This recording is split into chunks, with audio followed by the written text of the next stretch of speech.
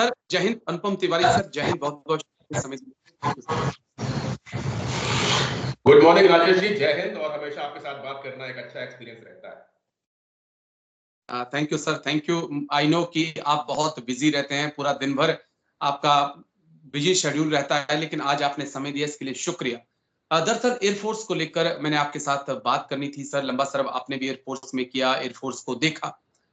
अब जिस प्रकार से हमारे स्क्वाड्रन्स कम होते होते 30-31 के आसपास पहुंच चुके हैं, और पाकिस्तान चाइना से J-35 जैसा या कहें J-31 जैसा जो फाइटर जेट है, जिसके बारे में कहा जा रहा है कि 5th जनरेशन का, उसको खरीद रहा है। इसी बीच मांग उठने लगी है कि भारत को अमेरिका से या तो F-35 लेना ही पड़ेगा चैलेंजेस टू फ्रंट का सामना करने के लिए, या फिर रूस के Su-57 के बारे में भी भारत को सोचना पड़ेगा। इस मुद्दे पर आने से पहले, मैं आपसे जवाब लेने से पहले बस इतना और जोड़ देना चाहता हूं कि अब 2 नहीं बल्कि भारत को 3 फ्रंट के बारे में सोचना पड़ेगा, क्योंकि बांग्लादेश से भी खबरें सामने आ रही हैं कि वो चाइना से J-10 के 3 स्क्वाड्रन खरीदना चाहता है। तो सर AMCA में भी लंबा इंतजार है, लंबा वक्त लगेगा। तेजस मार्क 2 में भी अभी लंबा वक्त लगेगा, लेकिन ये जो गैप है 8 से 10 सालों का, इसको भरना कितना जरूरी और कितना जल्दी भरना चाहिए सर? देखिए राजेश जी, बहुत अच्छा सवाल है आपका, और इसका थोड़ा सा लंबा आंसर मैं देना चाहूंगा। आपने बिल्कुल सही कहा है कि 1 दशक का इंतजार करना पड़ेगा अगर हमको फुल फ्लेज एयर पावर, अपनी एयर डोमिनेंस को दिखाना है। तो निश्चित तौर पर अभी हमारी स्क्वाड्रन्स की संख्याएं कम है और लगातार डिप्लीट होती जा रही है। अभी मैंने 2-3 दिन पहले न्यूज पढ़ी थी कि सुखोई 30, जो हमारा एक बैकबोन है हमारी एयरफोर्स का, उस एयरक्राफ्ट को बहुत तेज गति से बनाने के लिए HAL ने कुछ काम शुरू किए हैं, और उम्मीद ऐसी करी जा सकती है कि पूरा तो नहीं, लेकिन सुखोई 30 बहुत बड़ी संख्या में एक बार फिर से हमारे स्क्वाड्रन्स के साथ जुड़ेंगे, कुछ नए स्क्वाड्रन्स बिल्डअप होंगे। लेकिन यहाँ पर यह भी बात रखनी बहुत जरूरी है कि दुनिया में युद्ध का सिनेरियो, डिफेंस का सिनेरियो बहुत तेजी से बदल रहा है। अगर आप देखें प्रेजेंट कॉन्फ्लिक्ट्स को देखें, तो अब सुखोई 30 जैसे 4th जनरेशन एयरक्राफ्ट की बात बीते जमाने की बात लगती है। अब जमाना 5th जनरेशन एयरक्राफ्ट की तरफ जा रहा है। सुखोई 30 4th जनरेशन एयरक्राफ्ट है, हमारे पास 4.5 जनरेशन का राफेल है, उसके कुछ स्क्वाड्रन्स हैं हमारे पास, लेकिन वो नाकाफी होंगे, क्योंकि हमको 2 फ्रंट वॉर, जैसा आपने बताया, 3 फ्रंट वॉर के लिए अपने आप को तैयार करना पड़ेगा।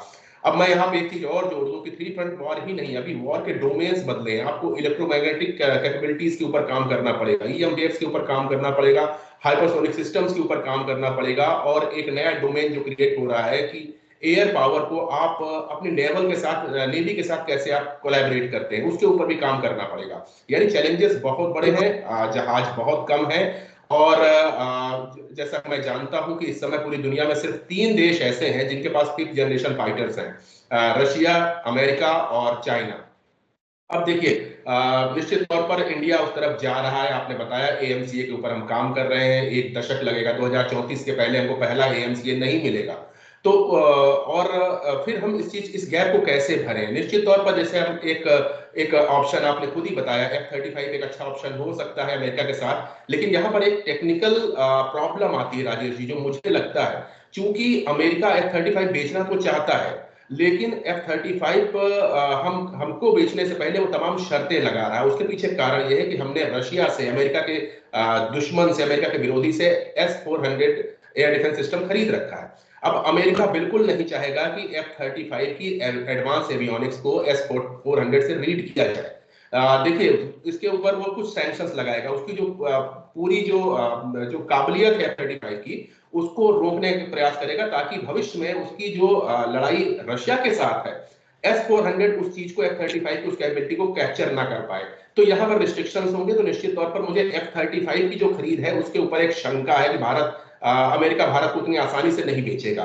Su-57 एक बेहतर ऑप्शन है। निश्चित तौर पर रशिया ने इसमें दिलचस्पी भी दिखाई है, ये भी कहा है कि वो उसका रेट भी कम करेंगे हिंदुस्तान के मुताबिक।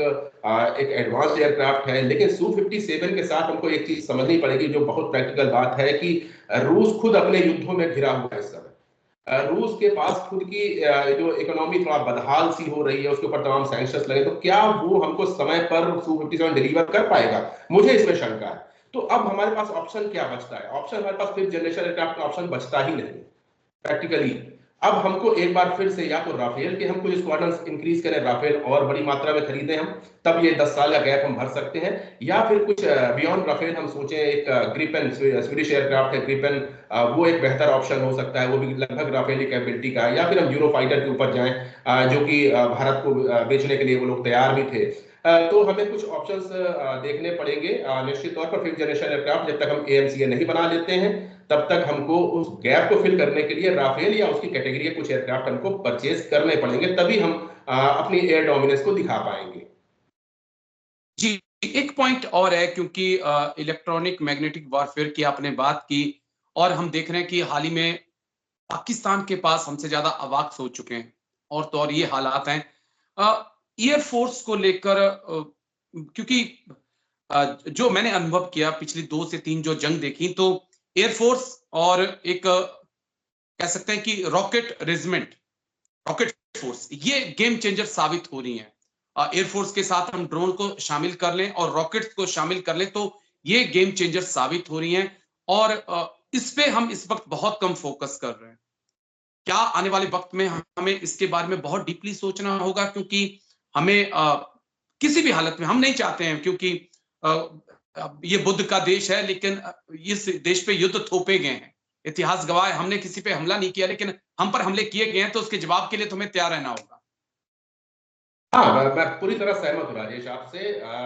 ये बुद्ध का देश है, निश्चित तौर पर हम शांतिप्रिय लोग हैं, लेकिन हमको अपनी शांति की कीमत अपने देश का कुछ हिस्सा गंवा करके नहीं लेनी चाहिए। हमको अपने डिफेंस को मजबूत रखना चाहिए। और इसके ऊपर ऐसा नहीं कि सरकारें काम नहीं कर रही, सरकारें काम कर रही थी, लेकिन मुझे लगता है कि जिस तेजी के साथ बाकी सेक्टर्स के ऊपर काम किया गया है, उस तेजी के साथ कम से कम एयरफोर्स के मानद मैं कह सकता हूँ कि थोड़ा सा कुछ रिलैक्स हुए हैं हम लोग। हमको ये चीजें पहले से ही पता होनी चाहिए कि हमारे पास स्क्वाड्रंस कम हो रहे हैं। ये चीजें हमको पता होनी चाहिए कि हमारी जो मारक क्षमता है वो दुनिया के बनिस्पत इस समय काफी पीछे है, तो हमें उसके ऊपर काम करना पड़ेगा। और लगातार हम काम कर रहे हैं, ऐसा नहीं है कि हम काम नहीं कर रहे हैं। हमने तमाम मिसाइलों के ऊपर काम किया, अभी आपने देखा होगा हाइपरसोनिक मिसाइल सिस्टम्स के ऊपर भी हमने हाथ आजमाए, सफलतापूर्वक हाथ आजमाए हैं। हमने कुछ नए ड्रोन भी बनाए। हमारे देश की ड्रोन मार्केट बहुत तेजी से बढ़ रही है, लेकिन आवश्यकता है इस मार्केट को डिफेंस के साथ कोलैबोरेट करने की। आवश्यकता है कि जो दुनिया में नई नई चीजें बन रही हैं, जैसे रॉकेट फोर्स का आपने नाम लिया, निश्चित तौर पर रॉकेट फोर्स को आपको लाना ही पड़ेगा। दुनिया बदल रही है, आपकी लड़ाई अब सिर्फ हवा में, जमीन में और पानी में नहीं रह गई है। हमको अंतरिक्ष तक देखना पड़ेगा। हमको ऐसे चीजें बहुत तेजी से बनानी पड़ेंगी जिससे कि हम दुश्मन के ऊपर, अगर दुश्मन हमारे ऊपर हमलावर होता है तो उसको हम तरह तरह से चोट पहुंचा सके। तो इसके ऊपर काम करना पड़ेगा। देखिए, डिफेंस बजट हमारा काफी कम रहता है। अगर हम देखें चाइना से कंपेयर करें, पाकिस्तान से इवन कंपेयर कर लें, तो डिफेंस बजट के ऊपर हमारा फोकस कम रहता है। और हमें हमेशा बहुत दुख होता है इस बात को कि बजट आने वाला 2 महीने में आएगा और एक बात बहुत तेजी से फैलाई जाती है कि डिफेंस का साहब बहुत पैसा जवानों की पेंशन में और पेमेंट में चला जाता है, ऑफिसर्स की पेंशन और पेमेंट में चला जाता है। तो इस तरह की बातें जब मीडिया में आती हैं, तो लोगों के मन में, एक आम नागरिक के मन में धारणा बन जाती है कि ये पैसा फिजूल का जा रहा है। तो ऐसा नहीं है। इस बात को समझना चाहिए कि जो लोग आपके देश को गार्ड कर रहे हैं उनको पर्क्स एंड जो प्रिविलेजेस हैं वो देनी चाहिए। और साथ ही साथ डिफेंस बजट का एक बड़ा चंक हमको टेक्नोलॉजी के ऊपर इन्वेस्ट करना ही पड़ेगा, बिना उसके आपका काम नहीं चल सकता है। दुनिया बदल रही है, हम अपने आसपास खतरों को देख रहे हैं, हम दुनिया भर में होने वाले कॉन्फ्लिक्ट्स को देख रहे हैं। कैसे सीरिया का एक एग्जांपल बहुत बेहतर एग्जांपल है, कैसे एक रिबेल गुट ने एक पड़ोसी देश की सहायता से तेजी से, इतनी तेजी से वहां की सरकार को बदल दिया जिसकी कोई कल्पना नहीं कर सकता था। सिर्फ एक और 2 रिबेल्स ग्रुप की ये बात थी जो कि दशकों से उस सरकार को नहीं हरा पा रहे थे। तो चीजें बदल रही हैं और हमको इसके ऊपर काम करना पड़ेगा। सिर्फ अपनी क्षमता ही नहीं बढ़ानी है राजेश जी, हमको अपने जो स्ट्रेटेजिक अफेयर्स हैं उनके ऊपर बहुत ज्यादा काम करने की आवश्यकता है। क्योंकि हम कहीं ना कहीं, बहुत रियलिस्टिक मैं अगर कहूं तो, हम कहीं ना कहीं दुनिया में एक साइड लाइन जैसा किए जा रहे हैं। हमको हम जरूर ये कहते हैं कि हमारे सब दोस्त हैं, हमारे काफी कम दुश्मन है, लेकिन हमारी जो इमेज है वो पावरफुल नेशन की होनी चाहिए। हमारी जो इमेज है वो एक ऐसे नेशन की होनी चाहिए जिसके ऊपर आदमी आंख ना उठा के देखे। मैं एग्री हूँ आपकी पॉइंट से, लेकिन बहुत अच्छे दोस्त हैं दुनिया भर में, भारत के बहुत दोस्त हैं, इस तरह को एक बार हिमालय की पर्वत पे खड़े होकर अपने आस पड़ोस में देख लेना चाहिए कि कौन आपके साथ खड़ा है, कौन नहीं आपके साथ खड़ा है, तो तस्वीर आपके सामने बिल्कुल साफ हो जाएगी। बस आखिर में एक पॉइंट कहना चाहूंगा सर, जोड़ना चाहूंगा आपकी बात के साथ। हमारे गांव में एक कहावत है सर कि जब घर में आग लगती है ना तो रिश्तेदार बुझाने नहीं आते, पड़ोसी ही बुझाने आते हैं। अब आप समझ गए होंगे मैं क्या कहना चाहता हूँ, लेकिन बहुत-बहुत शुक्रिया सर, बहुत-बहुत शुक्रिया आपका समय देने के लिए और तमाम पहलुओं को इतनी बारीकी से समझाने के लिए। थैंक यू सर, जय Hind. Thank you so much Rajesh. मैं बस अभी दूसरा शुरू करने वाला हूँ